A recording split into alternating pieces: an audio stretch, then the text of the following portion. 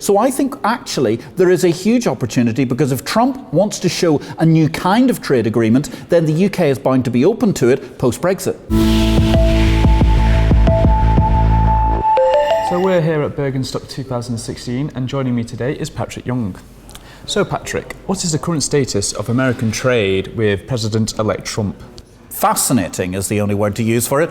Obviously there's a huge concern. I mean, it looks as if TPP, the Trans-Pacific Partnership, and TTIP, the Transatlantic Trade Partnership, are both dead in the water. On the other hand, there are some minutiae to give us some confidence, because of course, although the Senate and the House of Representatives are refusing to discuss it this year, there is actually already a window that was pre-negotiated by Obama. So it could come back next year to be discussed if President Trump is so minded to endorse them. But of course, as we know, his is an outlook which is very much more Jacksonian rather than Wilsonian in terms of American foreign policy.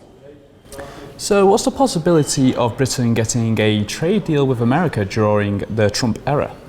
I think it's fascinating, and I think there's a very, very good chance of this. Why is that? First of all, look at it. Respectively, the USA is the biggest investor in Britain, and Britain is the biggest investor in the USA. There is an incredibly long series of ties. I mean, we don't think that we're going to suddenly see a campaign to make America Great Britain again, but the links are there. There is a possibility that it can be something that can be based upon mutual respect. There shouldn't be the same sort of issue of dumping and other possibilities of lower costs and other things prevailing. So I think actually there is a huge opportunity, because if Trump wants to show a new kind of trade agreement, then the UK is bound to be open to it post-Brexit.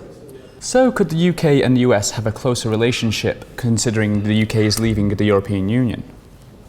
We are absolutely poised for, I think, a new golden era in transatlantic relations. There is no doubt that what we're seeing is Trump wants the European Union countries to pay much more for their defence, and every nation in the European Union, barring the UK pretty much, Poland and a couple of others, are not actually paying their bills, Germany most notably.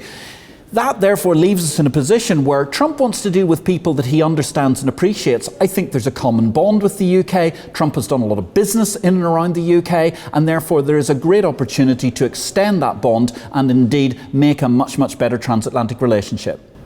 Well, thank you, Patrick Young, for speaking today. It's been a pleasure. You're welcome. And thank you at home for watching. Stay tuned for more interviews like this.